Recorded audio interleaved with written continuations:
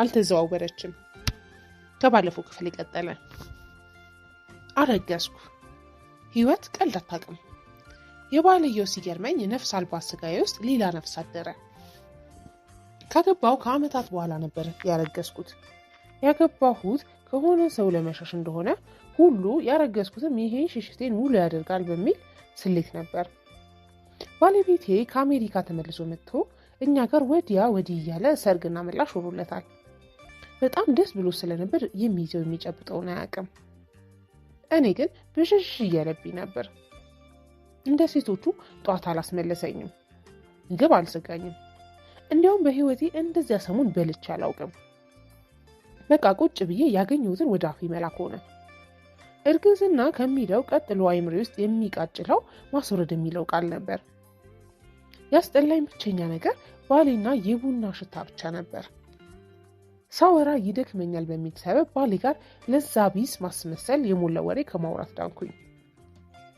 እርግዝናው ምቾት አልሰጠኝም በሚል ሰበብ አልጋ ለየው። ለብቻዬ ሰልፊ አልጋ ላይ ተኝቼ ያለ መሳቀቅ ስለማፈቅረው ሰው ማሰብ፣ የማፈቅረውን ሰው መርገም፣ አንዳንዴ በሹክሹክታ ለብቻዬ ማውራት ጀመርኩ። ደግሞ የክፋቱ ክፋት በመጀመሪያዎቹ የእርግዝና ወራት መልሼ ለማሰብ እንኳን እስከሚከብደኝ የማልቋቋመው የወሲብ ስሜት ይሰማኝ ነበር።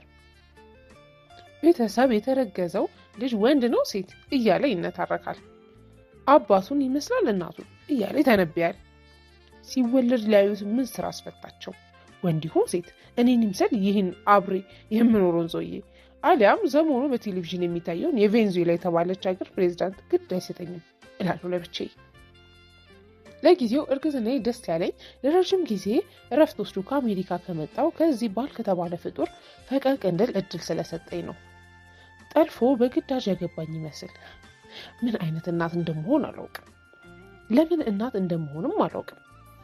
ብዙ ጊዜ እርጉዝ መሆኔን እየረሳው ለእርጉዝ የማይገባ ነገር ሳደርግ ባሌ ይከለክለኛል። አይኑ እኔ ላይ ነበር። እርጉዝ ይህን አታደርግም፣ ያንን አታደርግም እና ለስለስ ብሎ ጸጉሬን እየደባበሰ አንዳንዴ ሰውነትሽ ዘና እንዲል ሴክስም ጥሩ ነው ይለኛል ነበር። ግን እንደዚህ የተረገመ ልጅ ጋር ቢሆን እንኳን ጸጉሬን ነክቶኝ ገና በአይኑ ሲያይ ቀሚሴ በራሱ ጊዜ ሸንተረ ወርዶ ራቁቴን በተገኘው ነበር። ባሌ ጥሩ ነው፣ አይጋፋኝም፣ ያሳዝነኛል። ያለፍኩትን አያውቅም፣ እንደምጠላው አያውቅም። ሚስት አለኝ ትዳር አለኝ ብሎ ውቅያኖስ አቋርጦ የመጣ ምስኪን ፍጡር። ሰውን የሚያስፈቅር መድኃኒት ቢኖር አሁኑን ውጪ ባፈቀርኩት ነበር። ፍቅር የሚባል የተረገመ ስሜት በውለታ አይመጣ፣ በደግነት ምን አባቴ ላድርገው? ወለድኩ ሴት ልጅ። ቀድሜ እኔ ያለቀስኩ። ምጡ ለራሴ ልጅ ሳይሆን ባል ለሚባል ሰው የከፈልኩት ዋጋ መሰለኝ። ልክ መስሪያ ቤት የሚከፈለኝ በላይ ከባድ ስራ እንዳሰሩኝ አይነት ስለገባኝ ብቻዬን ሁሉ ዋጋ መክፈል ለምን አልኩ ለራሴ። ልጄን ሲያሳቅፉኝ የእውነት ከውስጤ ለመውጣት ተጠራጠርኩ።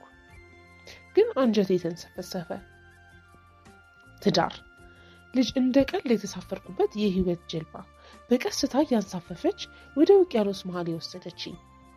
ከምወደው የብስ በቆምበት ከምተማመነው ብዙ አበባና ፍቅር ካለበት ምድር ያራቀችኝ መሰለችኝ። ወይስ ህይወት ውቅያኖሱ ናት? ትዳር መሆን አለበት ጀልባው። ባሌ ልጃችንን በጉጉት እያየ በላብ የረሰረሰ ግንባሬን ይስመኛል። አሁን ደግሞ ምን ይሆን ነው እላለሁ። እንዴት የምታምር ልጅ ናት ይላሉ ገና እንኳን ምኗንም ያልታጠበች ሉጫ ጸጉሯ አናቷ ላይ የተለጠፈ አስፈሪ ፍጡር። ስታለቅስ የሚበዛው የፊቷን ክፍል አፏ ይሸፍነዋል። አፍንጫ፣ አይን ሳይሆን ትልቅ አፍ ያላት ፍጡር አይነት። ሲያሳቅፉኝ ግን ተንሰፈሰፍኩ። ያን የሆኑ ነፍሴ ውስጥ ልጅ የሚባል ነገር ታተመ። እንባዬን ማቆም አልቻልኩም። እንቅልፍ ወሰደኝ፣ ሰመመን።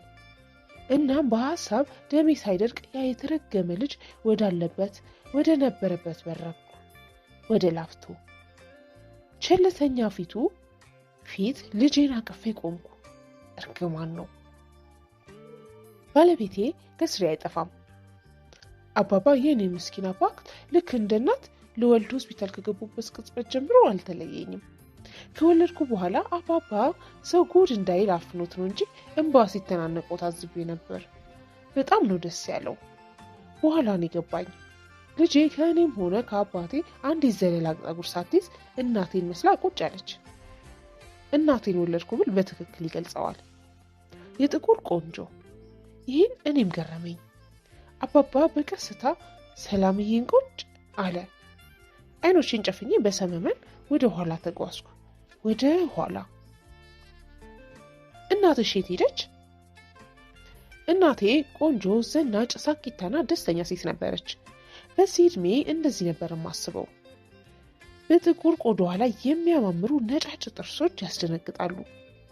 እንደ ወንዝ ድንጋይ ለስላሳ ጽዳት ያለው ወደ ጥቁረት የሚወስድ ቆዳ ያላት፣ ሌሎች ሰዎች ላይ ስትቆም ረዥም ቁመቷ የተለየ ሞገስ የሚሰጣት ቆንጆ ሴት። 3 ልጅ ወልዳ እንኳን ንክች ያላለ ውበት። አዲስ የወጣ ዘፈን የማያመልጣት፣ ፓናሶኪን ቴፓችን ከጧት እስከ ማታ ካልተከፈተ የሚጨንቃት፣ እኔና 2 ታናሽ ወንድሞቼ ምንም እናውራት ምን፣ እስቲ ልቤን አታንሸራቱኝ፣ ሂዱ ከአባታችሁ ንገሩት የምትል፣ ከዘፈን ሌላ እኛን መስማት የሚደክማት፣ ሙሉ ቀን ስንዘፍን ብንውል ግን በፈገግታ የምትመለከተን እናት ነበረች። እናቴን ለመቅረብ በ8 ዓመቴ እዚያ ፓናሶኒክ ቴፕ ስር ራሴን ደቅኜ ያልሸመደድኩት የዘፈን ግጥም አልነበረም።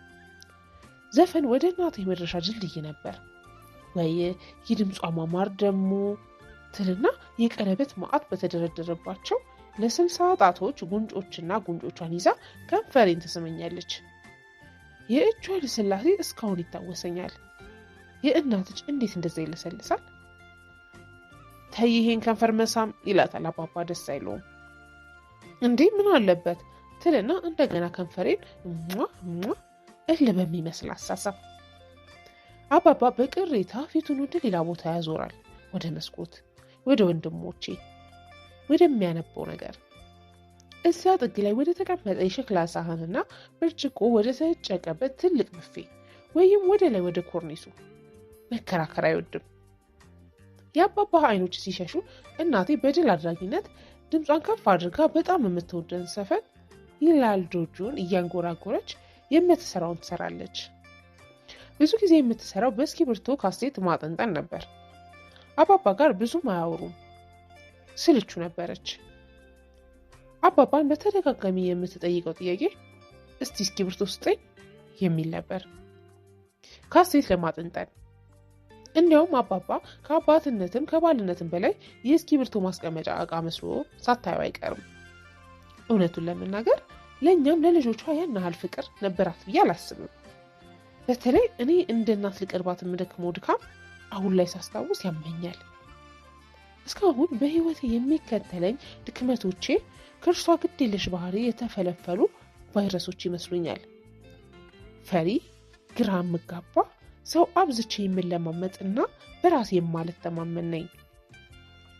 ሰዎች ሁሉ የሚሰለቹኝ፣ የማይወዱኝና የሚሩቁኝ ይመስለኛል። ሁሉም የእርሷ ጦስ ነው። ለማሳበብ ሳይሆን ይህን ተለማማጭነት ባህሪ ስሜቱን እሷን ለመቅረብ ከምታገለው ስሜት ጋር አንድ አይነት ነው። ሰዎች ትንሽ ፊታቸው ዞር ያደረጉብኝ ከመለሰ ጭንቀት ሊገድለኝ ይደርሳል። እቤታችን የነበሩትንና እናቴ የተነሳቻቸውን ፎቶች በሙሉ ተመልሼ ሳያቸው ወገቧን ለማቀፍ ተንጠራርቼ ትከሻዋ ላይ በመለማመጥ ተደግፌ እነዚያን ፎቶዎች ሳያቸው ያመኛል። አባባን የምወደው እሱም ቢሆን እንደ አባት ስለቀረበኝ አልነበረም። እናቴን ለመቅረብ ልክ እንደ አይን በእኔ በንግግሩ በምትናገረውና የምትሰራው ልክም ሆነ ስህተት በማዳነቅ ሊቀርባት ሲሞክር ሲለማመጥ ሳየው አሳዝኖኝ ሳይሆን አይቀርም። በቤታችን ቤሳቢስቲን ስሜት ከሌላት ስስታም ሴት የፍቅር ለማኞች ነበርን።